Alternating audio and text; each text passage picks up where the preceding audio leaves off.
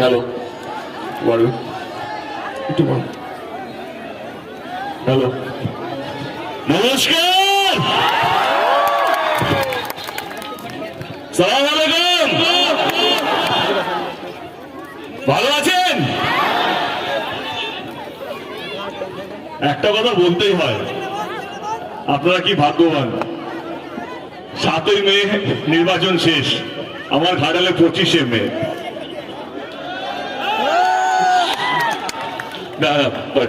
আমরাও ভাগ্যবান। আমার মনে হয় কি এখানে আমার আসার দরকারই ছিল না।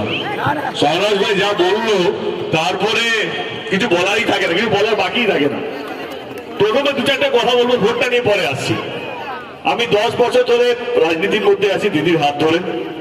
আমার কোথাও যেন মনে হয়েছে শিক্ষিত লোকেদের দরকার রাজনীতির মধ্যে, সে যেই দলেরই হোক না কেন।